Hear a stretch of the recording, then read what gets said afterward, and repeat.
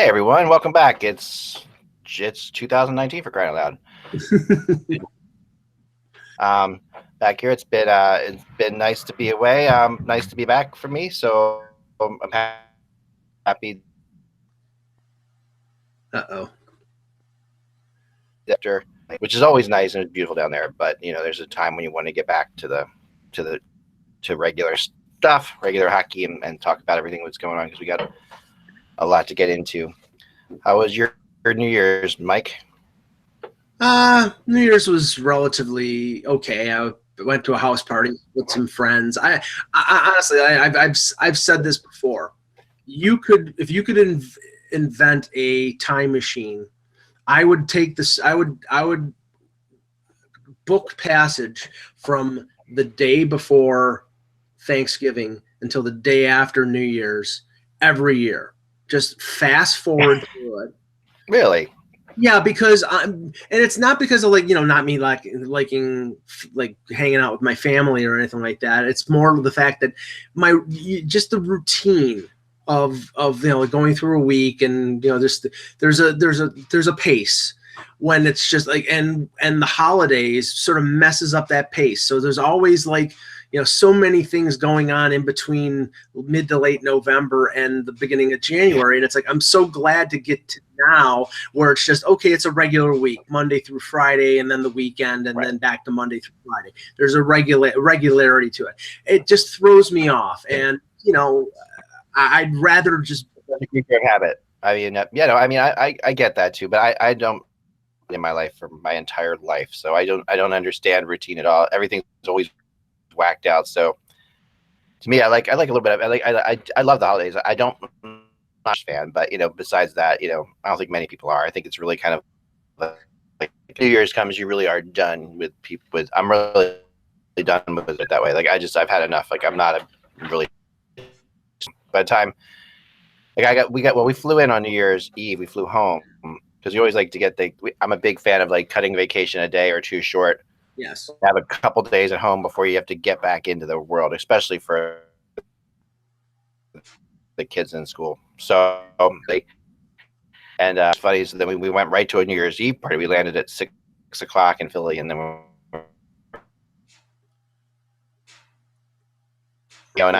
in Bradenton Beach, which is down south of Tampa, and it was beautiful. So I had been up for ever and long. I was a totally antisocial person. I did not want to be anywhere near anybody at that point.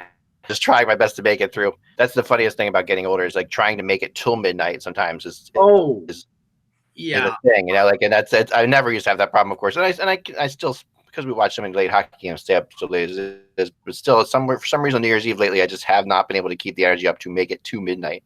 No, and there were people at the house party that I was at, and I will not name names, but they definitely had a tough time pacing themselves because they were leaving at 10 o'clock because I think they had too much too soon. Yeah. It was sort of a neighborhood party, so they were walking to their houses. But I was, like me, I don't drink that much, and now all I had was a glass of champagne at midnight because my career in terms of being a reporter relies on being in Canada, and if I ever get a DWI, my career is over with. So I just don't drink. I make sure that I never drive drunk. Right. So, but I have to say though, I took a picture of this and I posted it on either Twitter or on Facebook, and your volume was going up and down, or not volume, but it was shuddering a little bit. So just okay. I'll cover while I tell this story. I figure out what's going on. Yeah, I took a picture, and normally in the mornings I'll go to my local coffee place and have something for breakfast or whatever, and it's always a very busy trek into the city. And on January 1st, it was maybe 8:45. There was literally no one on the road. It was like a scene from the Will Smith movie I Am Legend, where everybody is a zombie and there's nobody out during the day with the sun. Yeah. It was complete. There was not a person walking. There was not a person on the road either way. It was incredible. And I'm like, well, yeah, because everybody's sleeping off their hangover. I mean, we traveled down to Florida on Christmas Day, which I've never done before. I've never actually flown on Christmas Day, and that was really actually pleasant. Well, yeah, because everybody's already most people were already there on Christmas Day, so yeah, there probably wasn't a lot of people at the airport, right? There was nobody at the airport. Our flight, we had like a whole row to ourselves, basically. Flights were cheaper, of course, is why we did it in the first place. But yeah, it was pretty awesome. Traveling on those days is not too bad. We have a trade breaking here, Ak. A trade? Holy cow! Let's start the show real fast. Okay. Hello, Hockey World. It's Wednesday, 2019. I'm Michael Agello, and I am HockeyCast. If you're watching live, which a lot of you are, we're going to break a trade right now. Mike, I don't need how good of a rumor guy. Mike. Yeah, I try logging off and logging back on because it's still shuddering. I'll read the trade and we'll. Just announced by Ottawa Senators PR, the Senators have acquired goaltender Anders Nilsson and forward Darren Archibald from the Vancouver Canucks in exchange for Mike McKenna, Tom Pyatt, and a 6th-round pick in the 2019 draft. Now, I believe Nilsson was an unrestricted free agent at the end of this year, so this is a rental. So that's sort of strange because, hey, Peter. Hey, guys. Ak is logging off and logging back on because his computer was sort of shuddering. But it just came over the wire here, a trade between the Senators and Canucks. And we'll talk about this. It's not a major deal, but it's curious. I'll read it again. The Senators acquired Anders Nilsson from the Canucks, along with Darren Archibald, for veteran minor league goaltender Mike McKenna, Tom Pyatt, and a 6th-round pick. Now, this is the thing I don't understand about this. They had, they still have Condon under contract, so, and he's down. I believe he's down in the AHL in Belleville, unless he's hurt. Yeah, I haven't really been tracking Mike Condon, but they have Craig Anderson. Could this be? Well, I know Anderson right now is concussed, and that's the thing, the situation here, in the sense that if they acquire Nilsson, does this mean that Anderson's concussion is serious and lengthy? Yeah. If it isn't, then there's been a lot of talk that Anderson was somebody that the Philadelphia Flyers might be interested in terms of a sort of a patchwork goaltending acquisition for the next year or two while he's under contract to sort of get to Carter Hart when he's really ready and available. But I mean, for Vancouver, I don't think they were going to keep Nielsen past this year. No. And Archibald was sort of just a journeyman guy. So what do you think of this? I think it's interesting because, interesting enough, Pyatt's already cleared waivers, right? And he's ready for the AHL. Right. I think we talked about this in the past week or so with Russ, where we were saying that the Canucks are probably going, with 2 goalies and where they are probably going to in that mode where they can start thinking about where Demko is going to slot in and how they want to bring him in as the goalie of the future and introduce him. And I think we were chatting a little bit about that when we were talking about Hart and how he's been used and stuff too, and a different approach. So this is kind of interesting. And they play tonight. Yes. 2 teams play against each other tonight, I just saw. So I'm curious about the McKenna thing and where he fits in with stuff. I don't know. It's unusual. It's different, but hey, anything, this is 2 teams that are a little bit different from everyone else. So it's curious, but so Nilsson is a UFA at the end of this year, making $2.5 million. Yeah. Archibald, and this is from Cap Friendly. Yep. And our own Cap Central as well. Yeah. I'm looking for Archibald here. Oh, there he is. $650,000 on a one-way deal, and he's a UFA at the end of this year. I believe Pyatt was was on a 1-year deal too. He was brought in because he played in the Swiss league where Guy Boucher was coaching. 1.1 million.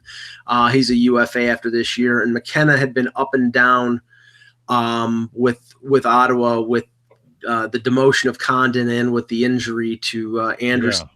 Yeah. And Marcus Högberg is right now, I mean, it's Högberg and it's Anders Nilsson. So probably Nilsson's going to get the start against his former team right away. Yeah. So fun. And the ironic thing here is that the goaltender who is deemed to be the future in Ottawa, which is Philip Gustafsson, the guy that they got from Pittsburgh the center, former Derek Brassard. Thank you. The Derek Brassard deal, they haven't called him up. I think they're basically preaching patience with him. They don't want to bring a 20 or 21-year-old and expose him to 40 plus shots per game, which is what Anderson's been facing on most nights. So interesting deal. I mean, I think that I just wonder what it indicates. Does it indicate a long-term injury for Anderson, or does it indicate that when Anderson comes back that remember, it's not in Ottawa's interest to finish at the bottom of the league this year. They don't have their first-round pick. This is Toronto circa 1991. When they didn't have their first-round pick, and Eric Lindros was the number 1 pick. They don't want to finish in the bottom. This is the opposite of Tank Nation, which I love, and I'm always very supportive of. So hats off to the Vancouver Canucks for going for it. No. Proud for going for it. But obviously, we know. I mean, this situation here is. I'm sorry, I was getting a bunch of things that's happening because. Okay. The thing I got a bunch of texts right after this, and I was listening to what you were saying as well. I do believe that this has a lot to do with Craig Anderson moving out of there.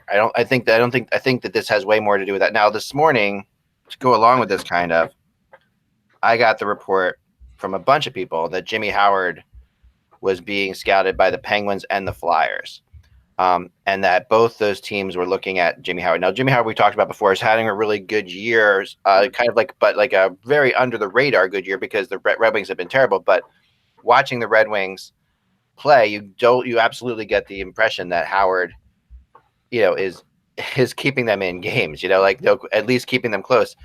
That might not be the best thing for them right now. They need to move Jimmy Howard out of there. Believe me, the best friend for a tank is Jonathan Bernier. Well, he's even probably too good for this, situation. But I mean, Howard. So when you look at Howard, and you look at what's going on in Philadelphia, it's obviously, it's obvious. The big quote from the Flyers coach was that Carter Hart's done well, but he's got to play, and if he's gonna, they're basically saying he's either going to take over the number 1 job or get sent back, and they're seeing how long that's going to go. And right now, he had his worst game of the year against Carolina on New Year's Eve. He let in a couple. I mean, the Flyers didn't do themselves any favors. They only scored 1 goal in 2 games against Carolina and Nashville. But against Carolina, Hart looks sluggish. Neuwirth has looked okay, but not. I mean, against Nashville, he looked okay. He looked really pretty good against the other team he played against, which I guess I'm trying to remember who it was, the Rangers, maybe. But Howard is a great fit for Philly. Having talked to the GM out in Detroit on different occasions, I get the impression that, that Holland is he's waiting to trade Howard. That's going to happen at some point, and that's only a matter of when. Well, I'm wondering, and Peter, give me your thoughts on this. I realize that the goaltending market is probably, in terms of, it's a seller's market in terms of I think I don't think that Jimmy Howard is worth a first-round pick, which is what it has been out there in terms of what Detroit is asking for. But there are so few goaltenders who could step in and do what Howard is doing that they might be able to at least get a conditional first. After you, Peter, I've got a thought on that, but go ahead. Yeah, I think so. I mean, in this trade too, the swapping of salaries and stuff is so weird. And it just sort of leads to speculation that the goalie market is odd, and that maybe there's some jockeying around to do this, and maybe they needed to do that now because they know Anderson could be coming off IR soon, and they want to have an ability to trade for him if they believe there's a first available for Howard. And right? and worst comes to worst, they could end up flipping if they decide to keep Anderson through this year and through next year. He's got one more year left in his contract. Yeah, they can just turn around and flip Nielsen at the deadline if there is a team out there that needs a goaltender. So it gives Pierre Dorian some options depending on what they want to do. But right now, I mean, they face the prospect of starting either Mike McKenna or Marcus Hochberg in net. McKenna's an interesting one because some people love McKenna. Like McKenna has his. I've seen McKenna play the last 2 years in the American Hockey. Yeah, I know. With Syracuse when they went to the Calder Cup final, and who was the goalie for the Texas Stars. He's a great AHL goaltender. He's at best a third goalie. This isn't the reincarnation of Tim Thomas. He's older. He's a wise veteran guy, and maybe for a game or two he could handle the NHL, but I don't think he can handle much more than that. So that indicates to me that, even though Ottawa's taking on an extra $1 million plus in salary, that's not really a factor here. They just need to plug a hole. But let's go back to the Philadelphia thing and Detroit thing. So Philadelphia's got 35 points right now. All right, so the Flyers almost made a trade, I was told, right before the freeze.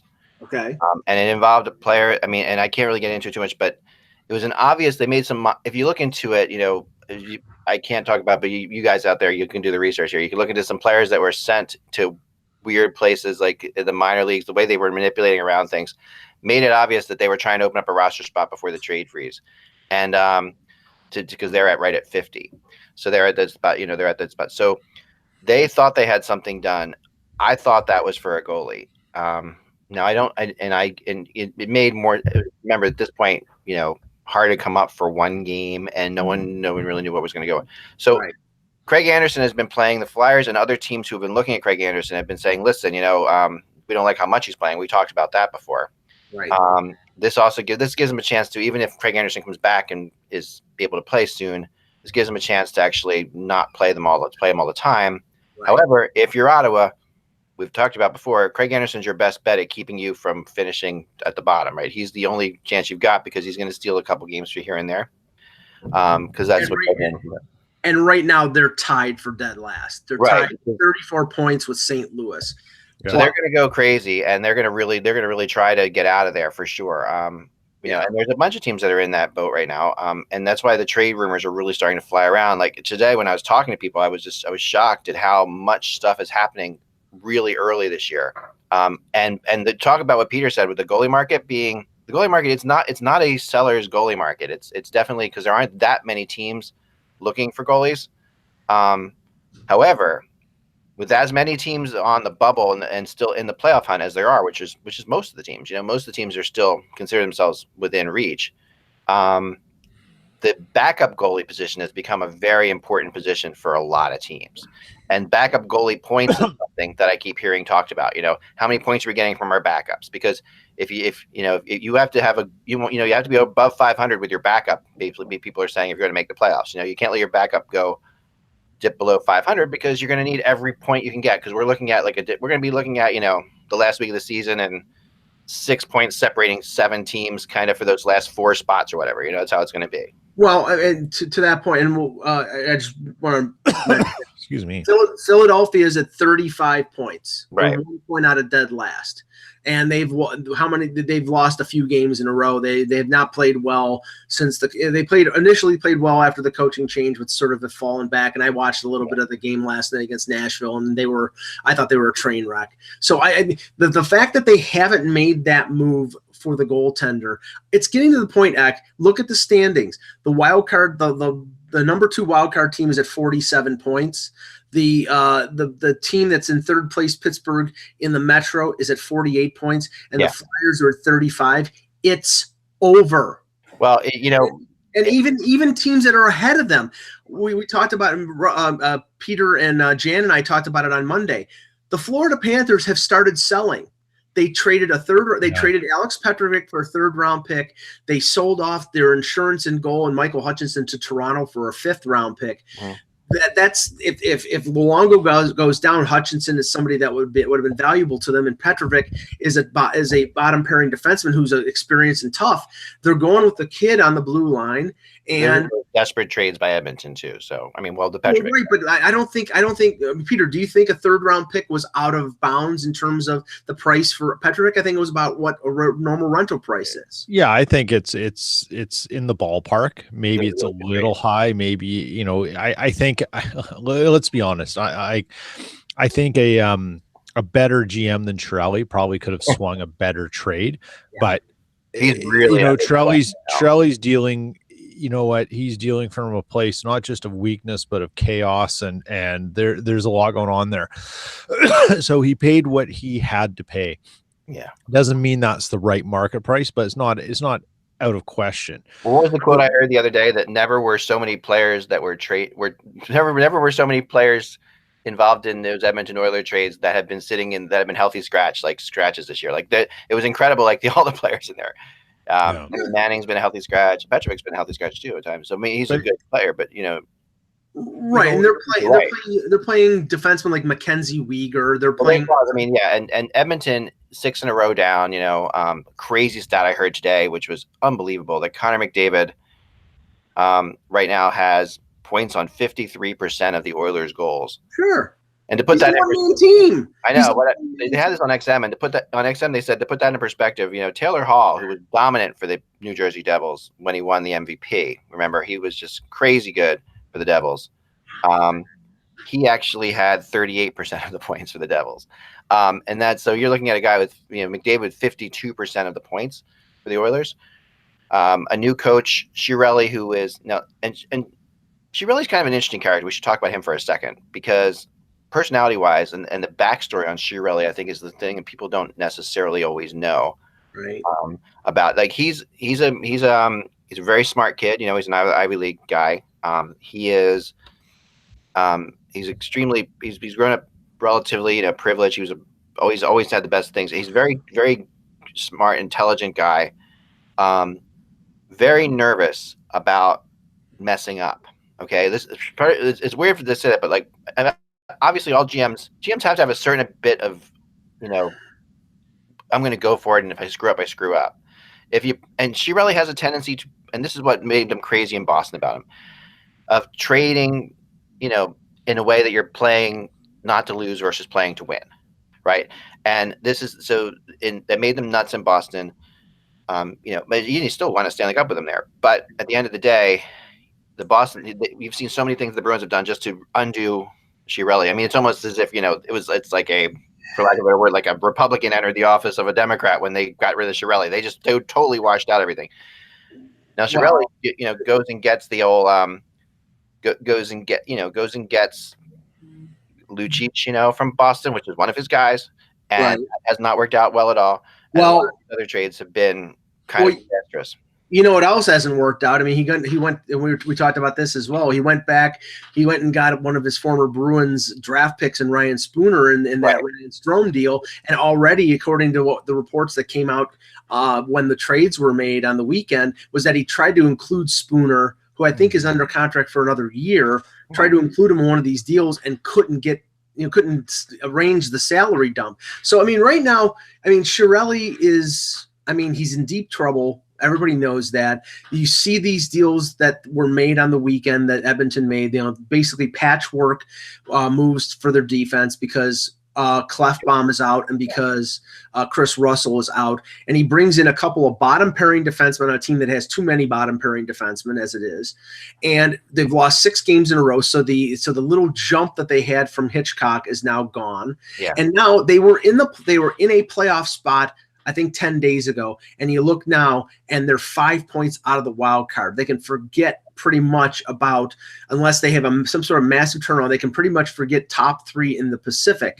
Yeah, they're a wild card team. So they're a wild card team at best, and that's assuming that they straighten things out. Clefbaum's not going to be back for another month. They have no offense other than a guy wearing number 97. So I don't know where this turnaround happens. I really don't. It's such an unbalanced roster. Yeah. And it speaks to Well, I think the most indicting thing about Chiarelli is that he's showing no innovation. He's gone back to what he knew. Yeah, he's conservative. And he, by bringing in Spooner, by bringing in Lucic, by going to what he understood, not by trying to understand what is making the teams, the better teams in this league, better. That is the biggest indictment against him. I watched the Jets Oilers on New Year's Eve, and the Oilers are playing with a level of desperation that is unbelievable. But I'm gonna be a contrarian again. Mm-hmm. And I'm going to make a statement, and it'll come back and bite me in the ass. But right now, there is no way. I don't care if Connor McDavid gets 150 points this year. There's no way I could give him the heart. And it's not because he's not deserving of it, but because there's no one else on that team. It doesn't make him most valuable. He by default, he's the most valuable player to his team because there's nothing there. And frankly, and here's the other hot take. Connor McDavid's an incredible talent, but if he's not flying full speed, I don't know what other value he brings other than offensive awareness and stuff. He's incredibly good, but at $13 million, I need more than what he's doing. And I know the arguments can be, and people are going to fire away at this. I get it. I know the arguments are, well, look at who he's playing with. Well, he's actually been playing with Draisaitl and Hopkins. So he should be doing a little bit more. He should be getting 50% of the points because they only have 3 players who can do anything. And just listen to that. They're basically having to play all their top 3 centers on one line because they have the Ty Raddies and the Milan Lucic's, and they trade Drake Caggiula. I mean, that team is so badly structured. And I know that apparently, like, they were going, and I didn't see if they did against the Jets. They were going to play them all on separate lines. They were going to play Nugent Hopkins and Draisaitl up the middle. But they don't have the wingers to play with those guys. So what's the point? I guess and I love watching Connor McDavid with the puck and what he does. It's incredible. Like, the guy's incredible, but he's not providing. I mean, it's hard to be a Hart candidate or this kind of player when everything you have to do everything and you can't do everything. You're not being valuable because there's nothing there to make you valuable other than what you do. And I know it's a weird logic of it, but it's different. It's just I there's so many other players in this league doing incredible things too, that aside from McDavid's skill, I don't know what else is there that he's doing. There's no doubting the dominance of McDavid as an offensive force. He clearly one of the best in the game, but it's sort of like Erik Karlsson on defense.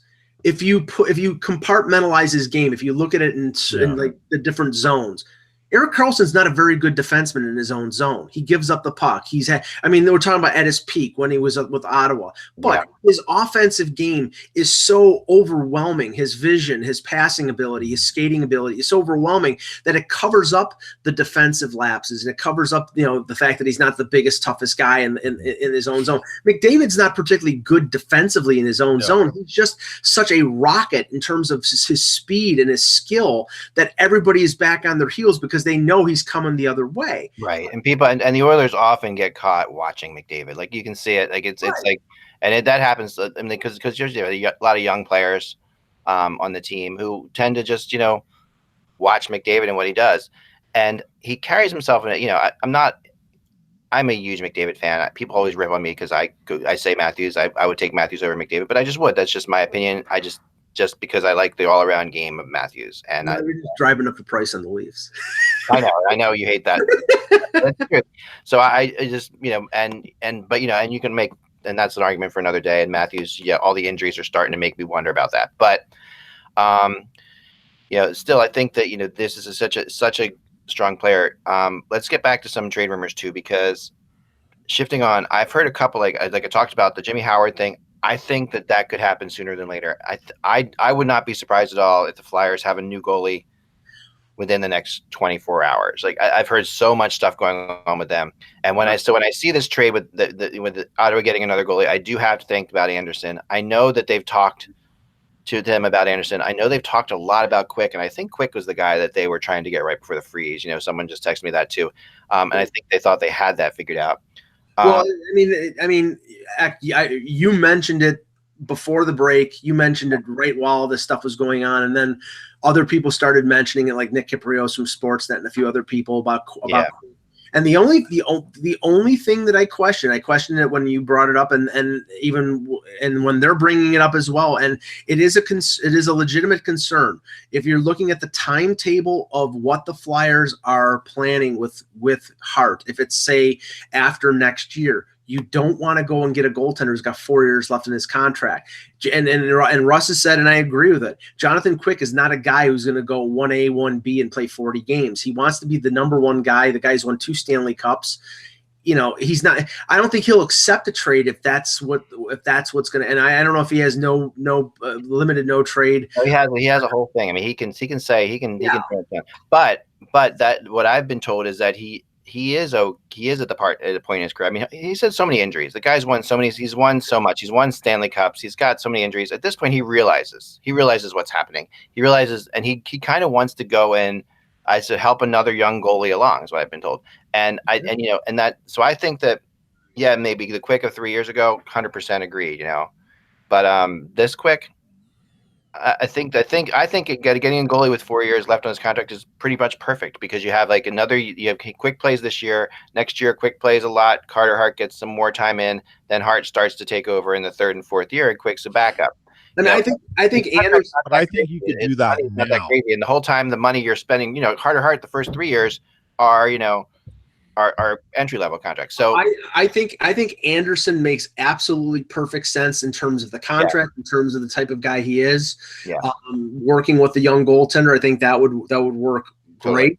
I agree. Jimmy Howard, just for the simple fact that he's the cost it would cost to get him from Detroit, and the fact that he's a rental. I mean, he makes more sense for a competing team that has a need for goaltending, not for a team like Philadelphia, who I think they're looking more for a stabilizing force for a couple years. That's where I would quibble about Philadelphia. Now, I don't know about Pittsburgh, because you mentioned Pittsburgh.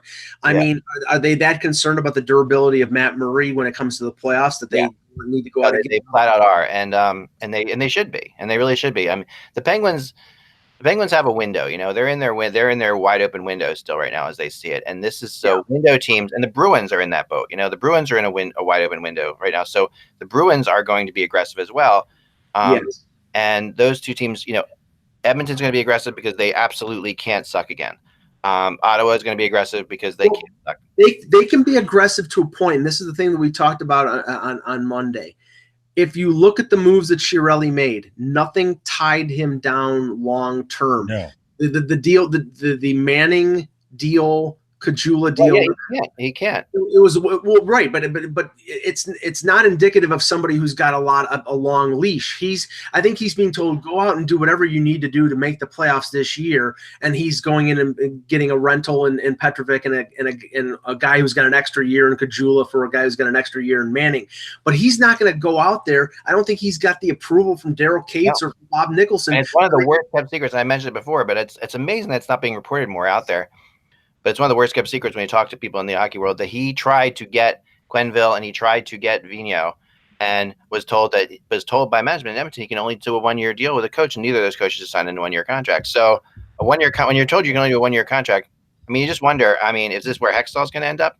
Is this the Hextall spot in Edmonton?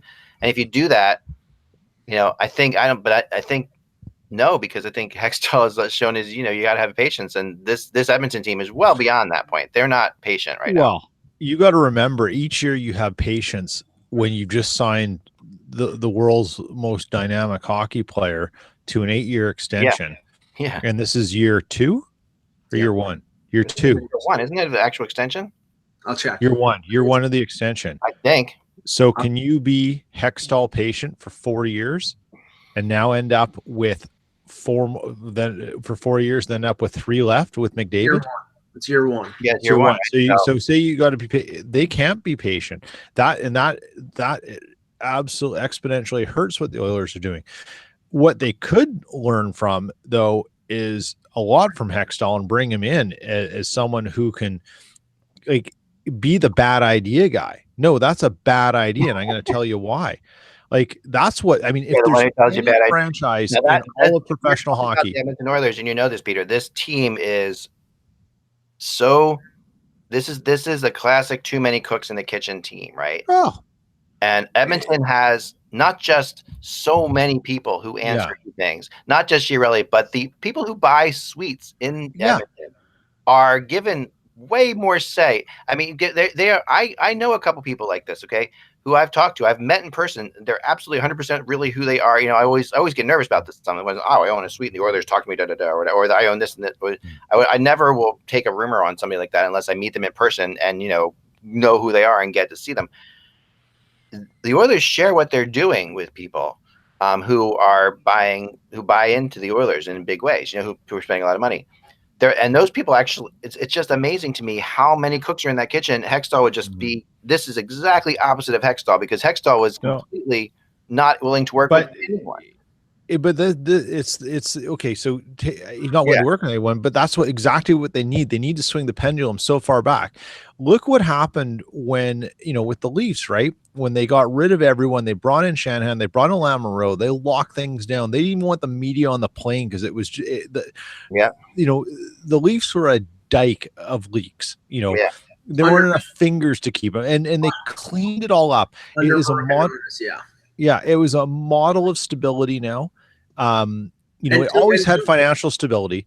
And Dubas has taken his cue from Lamoriello. You don't get a lot of stuff coming out of the Leafs now. No, and it works. The Oilers they're worse than that. In cooks in the kitchen, involvement, people, leaks. I mean, the media divide in Edmonton is just incredible too. Enormous. I mean, and the only guy, it's abnormal is what it is. It's abnormal. I mean, there's two people that I trust in that city, in the media, who I think are kind of the closest and are most on top of it, and that would be Mark Spector, definitely. Spector's amazing, and Bob Stouffer, who I think is really good too. Yeah. Those guys, in my opinion, in Edmonton are some of the few people who actually are able to look through all of that, because it takes a ton. Like I talked to Spector about this. It takes a ton of detective skills to get to the bottom of anything that's happening in Edmonton, because of all the different people telling you all these different things. Yeah. And that's just one thing. Okay, it would be one thing if there was one person controlling it and everybody had different things, but you get the feeling that there's a lot of people whose opinions are being weighed in, so that things are changing constantly. And it's not, what you hear one day is not the same as the next day. It's a problem. It sucks because it's such a great market, such a great city, such a great potential team. I picked them to win the division, and I think they've done better. They did better for a while than people thought they would do. But, I still think they could actually make the playoffs, but they have to do, they're going to need to get healthy on defense. Yeah. And that's not happening. It's not happening. And because there's so much pressure on their defense too. But moving on to other rumors for a second. Yeah. Go ahead. No, I was just going to say, obviously we're going to be talking about this every day until February 25th. Yeah. And so that's what, like 53, 54 days. Yeah. I'm still interested to see, even though they had started to play better, what St. Louis is going to do. Yeah. I wanted, we're going to talk. Well, Russ had some observation about the Blackhawks yesterday because he was at the Winter Classic, and apparently there was he observed some levels of frustration from some of the players after the game. I'll let him talk about that. But we've already seen Chicago make the one deal with Arizona. They moved out an extra defenseman in Manning for a younger forward in Kajula. So I think that they seem to be on that sort of reboot, retool type of track, but I just don't know whether those moves are going to equal what they could do in terms of moving out a big name like a Keith or a Seabrook or a Saad or a Crawford, because I don't think they're moving Taves or Kane. But those two teams plus the LA Kings, who I think are going to be really busy on the market, and then in the East, the rumor came out a couple days ago, that Mark Stone is getting closer to a deal with the Sens.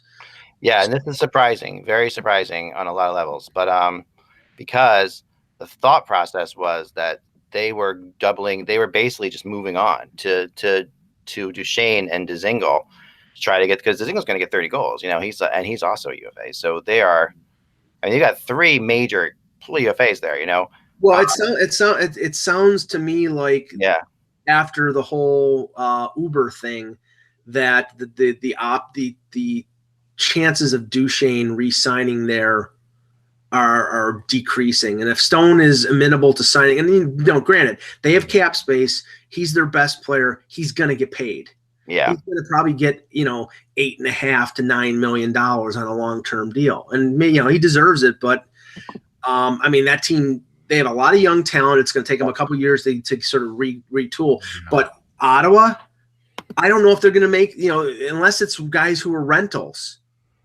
I don't know if they're going to trade those players because they don't want to finish at the bottom. Philadelphia, I still see them trading Simmons. I still see, maybe a guy like Radko Gudas could move, but I mean, depending. I mean, has anything come out of this players only meeting the door was locked, no one could get in yesterday? Sam Girardi was talking about it. Yeah, it was the tweet I saw. Oh, Sam. And something's brewing there that isn't good. And Fletcher might be forced to do something if there's other issues going on that no one's talked about yet within that room. Right. Players only meetings are, as far as I'm concerned, you have a players only meeting to do one of two things: to air out grievances or to bring everyone together. There's no middle ground in these things. There's no, leadership of a team is going to sit around and do a fact-finding mission in a closed room after a game. You're either going to air it all out right then and there, or you're going to bring everyone together because people are playing in fear and not doing the right way, and you're trying to get the group together and be a leader, or you're there to air it all out to be a leader. There's no middle ground in those things. And I will give let's see if we're on the same page here, Rack. I will give you teams that I think are going to be big buyers before the deadline. Okay. And not just Toronto. I mean, because Toronto will be, because they have the cap space, but they'll be a buyer. Toronto. Yep. Boston. Yep. Tons of prospects, tons of, and a reasonable amount of cap space. Buffalo, now with the Patrick Berglund situation, that opens up. They're in a playoff spot. Ankle injury, so yeah, but we don't know if it's that serious. Serious, but still, they are, that was enough to scare the bejesus out of them a little bit. So, the New York Islanders, with their cap space, I'm not so sure about Montreal because the Carey Price health status keeps going back and forth. They are buyers still, is what I was told. And one, I'll tell you right now, they're playing great right now, and they have the best piece in terms of attractiveness out there. The Colorado Avalanche have 2 first-round picks. They will keep Ottawa's. They will trade their own. Yep. They can get themselves, I don't think they're going to bring Matt Duchesne back, but I think but they will if they think they need another forward, they'll trade for another forward. If they think they need a defenseman, they'll use that first-round pick. Yeah. And they're a high-flying team. I mean, I don't know, Winnipeg has got their cap concerns, same with Nashville. Tampa Bay doesn't have a lot of cap space. Those teams may stand pat or just make little tinkering moves, but those 4 or 5 teams I just mentioned, they have cap space, they have assets. And I think I think there is a little bit of pressure on those teams to sort of go for it. So that's Minnesota to that mix. Because but Minnesota's out of the playoffs right now. I know, but they're not going to be sellers, and they're not going to accept it because remember, this is a new GM, so there's a lot. I mean, there's going to be an aggressiveness there, and the Wild, they really are not about the regular season at this point. They've had so many regular season issues. They have to make the playoffs, of course, but they have, and Dubnyk has struggled, so that's been an issue for them. But they are going to be aggressive as well. I would add them to that list too. Go ahead, Peter. Sorry. I was just going to say, I think a team that doesn't look like they would be aggressive based on cap space, but I think is Calgary. Yeah. Yeah. No, they I mean, they're way better than people think. Could that be the Jimmy Howard? Smith is a $4 million cap hit as a UFA. You you throw a draft pick in for someone to take him till it's over, just to get the cap space to bring someone back, right? Yeah. Could that be the Jimmy Howard destination, and they force Detroit to take Mike Smith's contract off their books? Well, that would be fine for. Yeah. Fine. Yeah. I mean, he's a UFA. Go into Calgary. I mean, I haven't heard the rumor to Calgary, but I could see that. I know Smith's another guy the Flyers have looked at too. So I mean, he's another possible goalie. But at the same time, let's go to the rumor chart a little bit here before we go, because I wanted to bring in a couple guys. So I'm going to bring it up here on board here. Yeah. These are two players we were just talking about, so I wanted to bring these guys up. So Matt Duchene, Columbus is the team to look at, and they are the team with Matt Duchene to look, because they really remember what Columbus is doing right now. They could have to move Panarin, all right, and if they move Panarin, they can't do that without picking up somebody like Matt Duchene. They're going to, or keep Panarin, bring in Matt Duchene, and go for it, and try to go for it, because they're that close. Now, Matt Duchene's a really risky player to go for it with, because he's a very streaky player, and he could be incredible. He could be a really big flop for you. So that's a tough one, but and it's tough. It's tough with Tortorella there. You don't know how he's, that's going to mesh. They went hard for him at the trade deadline before. They've always been interested. But there's Minnesota again with Matt Duchene as well. They've always been rumored with Matt Duchene, and Nashville too. So those are the teams. And the Predators, remember they were involved in the Duchene trade. The reason they were the third team involved is they were actually trying to get Duchene at one point in that deal. They were heavily talking about that. And got Turris instead. Ended up getting Turris, and but that was how. So I mean, I still think, and as you see there, I still have him at 40% to Ottawa. I'm still kind of leaning towards Ottawa with him. But the next one on there, Wayne Simmons, is the one that's kind of interesting, because I've heard, we've all heard Toronto mentioned, we've all heard Boston mentioned, and then today, Edmonton. And the interesting thing about Edmonton with Wayne Simmons, we've just talked about what Edmonton's issues are. Wayne Simmons might be a good player to bring into their room, and Hitch knows that. I think the issue is Hitch has to get somebody in there to sell his system to help that situation out. Yeah, but again, we're talking Simmons is a pure rental, and that you're not talking about trading. If you're talking about trading Simmons and you're talking about what's coming back to Philadelphia, you're talking Puljujarvi, you're talking Kailer Yamamoto, you're talking you're not talking first round pick, because their first round pick is going to be really high. So you're talking, I don't know if Chiarelli would get the approval from the higher ups in Edmonton to trade a top prospect or a guy who's a former first round pick for a really good top six winger, but basically a patchwork fix. That's tough. I do get the impression that Puljujarvi would be moved by Edmonton pretty quickly. I don't think that they have. They're not high on him, though. Yeah. They're not high on him. They've grown tired of his scene. Well, I think Puljujarvi could be very good if he was in the right situation, but he's just not. He doesn't have the right situation there for him. You're pointing out on this entry on the rumor chart the dynamic that I think we're going to see played out over the next 6 or 7 weeks before the deadline. The two teams, and this is the funny thing, Ed, Bergeron, Chara out over a month. Yeah. They come back, and if you look at the standings after the Winter Classic yesterday, who's in third place in the Atlantic? The Boston Bruins. Right, they're right back to where you thought. 6 points behind Toronto. It's going to probably be Toronto-Boston in the first round.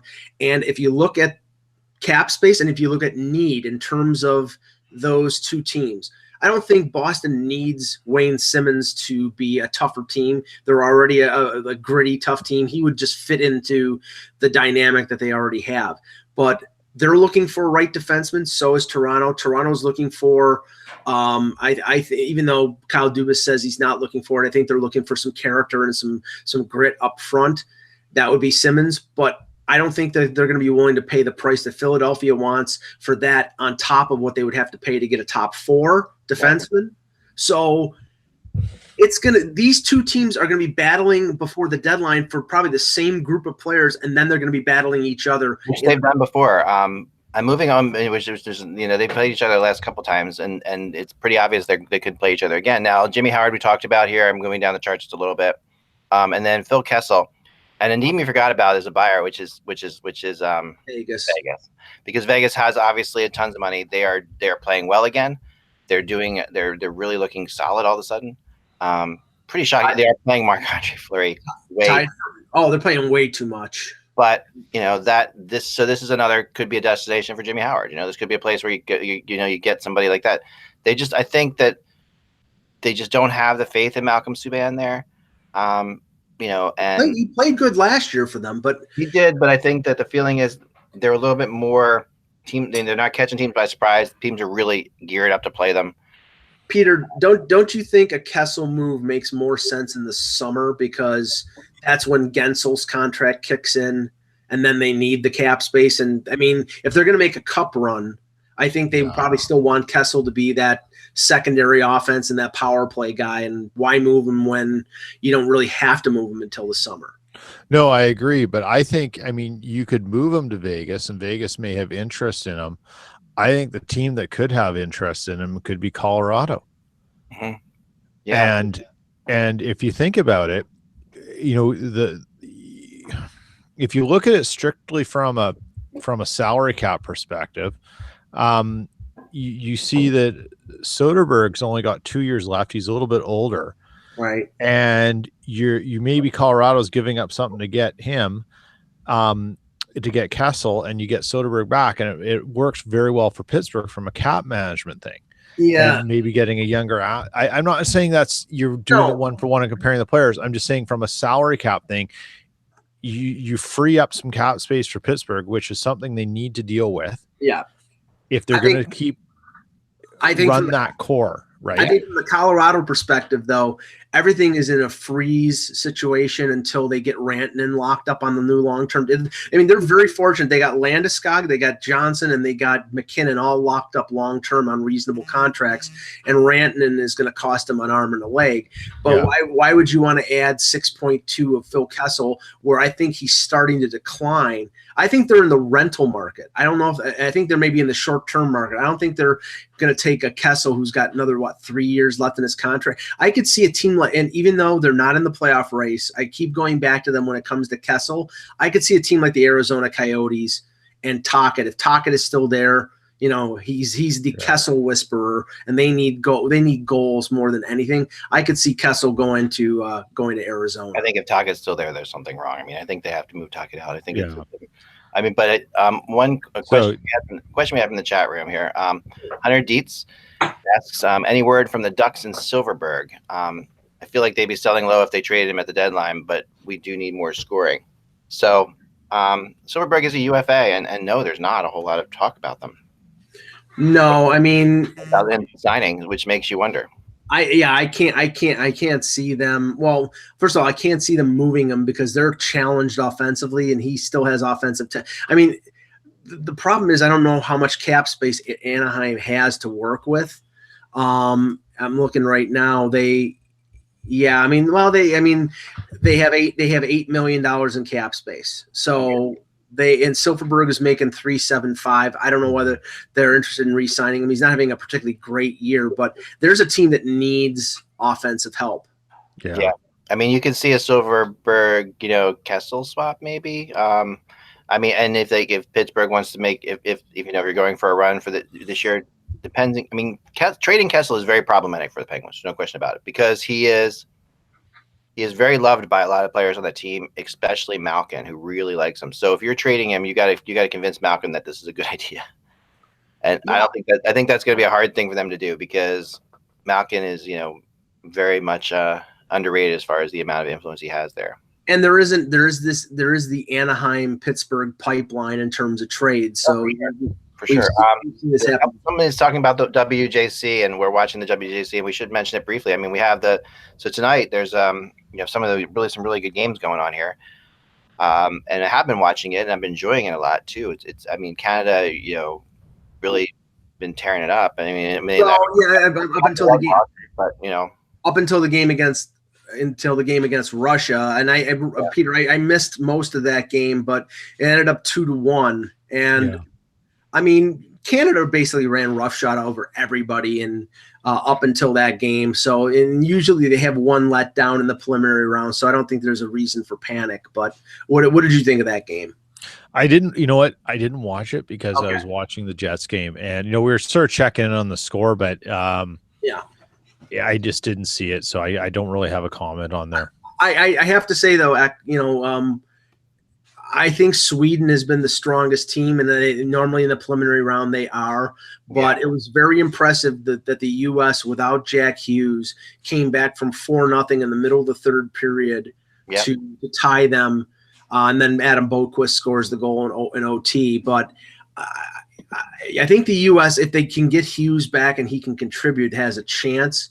I believe Canada plays the Czechs in the first round, correct? They play Finland, right? No. Okay. Wait a second. I'm trying to. No, it's the U.S. and the Czechs. Right. Let me make sure I got this right. It's Canada, Finland, and Finland beat Canada in the like the warm up games, which really is meaningless. But they're not an easy out. So I mean, Finland doesn't have any. I mean, Finland is 2-0-2, right? So they've battled everybody really tough. I think today. I mean, you have a couple. I think it's Sweden and Slovakia. Sweden and Switzerland, right? Sweden, Switzerland, and Slovakia. Finland, Canada, U.S. and Czechs, Russia and Slovakia. So the Russian-Slovakia game is the late game tonight. I do believe Jack Hughes is going to be back. It's fun to watch Jack Hughes play too. And watching some of the early games, you can see why he gets he does remind you a lot of Matthews when Matthews was the World Juniors, just the way he looks like he's kind of a man among boys, sort of. Well, it's his skill. I mean, they're two completely different physical. They're different kinds of players, but they just look older. They look older than. Yeah, I mean, when a player has the type of skill that Jack Hughes does, and he is able to sort of implement it, he makes other players look bad in comparison. And that his speed, his ability, his edges, he's able to make players look foolish. But I have to say, it's like, I mean, it's not been Jack Hughes. I mean, in terms of like Canada, it's been guys like Morgan Frost, who's I think second in the tournament in scoring, and for Sweden, Boqvist and Eric Brandstrom on defense, and with Team USA, it's Ryan Poehling, who's I think leading the tournament with I think 8 points. So I mean, some different players have sort of risen to the occasion here, and we always know that the medal round or the quarterfinals and the games leading up to the medal round are the ones that are the most tension filled. I mean, preliminary games are nice and interesting, but they're really meaningless. I mean, Sweden has won every preliminary game for the last 12 years. How many gold medals have they won? One. Yeah. That doesn't mean. No, you're totally right. It's interesting the Denmark Kazakhstan thing. I was going through this and I was trying to figure out why they're playing each other 3 times. It's relegation. It's the relegation tournament, which is really crazy. I mean, that's like, I mean, it's cool, but at the same time, that is like Peter, best of 3 relegation tournament. I found it very interesting that like Kazakhstan was the team that was adopted by the fans in Victoria. They felt sorry for him. There was like, and when Slovakia, I think it was 6-0 after about 10 minutes in the first period. Yeah. They really, every time Slovakia scored another goal, they were booing. They felt protective of the Kazakhs. They wanted to see a little taste of success. Yeah. That's good old Victoria. Small town believes in the small team. That's Victoria's the capital city of British Columbia. It's a fraction of the size of Vancouver in the Lower Mainland, and it's always sort of it's got a neat little mentality there. It's kind of cool to see. I went to the University of Victoria. That's where my alma mater is, and when we used to have the Victoria Cougars there, and they had an old barn, and they had a ton of funny goofy little traditions and things. Victoria's a neat town that way, and it was really cool to see them sort of adopt that team and take them on. I visited there a lot when I was at the Olympics out there, and I loved it. I just absolutely fell in love with it. I thought that would be a really fun place to go to school, I'm sure. Oh, so good. Yeah, I mean, it's that area is really just – I love that area in general. The nicest people in the world. I'm so looking forward to the draft in Vancouver. Oh yeah, it's you're gonna love it. It's absolutely crazy fun. Yeah. All right, so moving on. I guess Peter, if you have to drop off, don't worry. Yeah. pretty much have to I know, get right going here. anyway, guys. But yeah, I just wanted to do one thing real quick, and that is I'll see you guys later. Thanks. I wanted to do this. I wanted to do the draft lottery for us. Finally start doing this. NHL Draft Lottery Simulator. Here we go. Wish we had the drum roll. I know we don't have the drum roll anymore, but I'll find a drum roll. So remember, the Draft Lottery Simulator is gone. I don't know if it was purchased by TSN and buried because I don't know. I haven't seen it anywhere. It's kind of interesting. Well, there are facsimiles out there. But yeah, so instead we're going to go to my favorite because of the name, tankathon.com. Tankathon.com here has the Draft Lottery Simulator, and we're going to simulate the lottery right now. Ready? 1, 2, 3, going. And the first pick goes to the Colorado Avalanche via the Ottawa Senators. That would be the most painful outcome. The Ottawa Senators fans would be ripping their hair out. Absolute nightmare scenario for I mean, part of me actually, I must admit, wants to see Jack Hughes go to Detroit. I just think that would be cool, and I mean, I'd actually like to see him go to Vancouver because then the brothers would play together. I think that would be fun to go to Vancouver, but I think it would be really neat to see that area get like one of its locals, because it really doesn't usually get them. And there's some really good players from that area, so they usually don't end up playing there too often. Yeah, well, we'll see. I mean, we won't find out for another 4 months. Yeah. All right. Well, that's all we have to do, guys, today. That's all the time we have, actually. Remember, without the buzz, it's just hockey. We will talk to you tomorrow. Thanks for watching.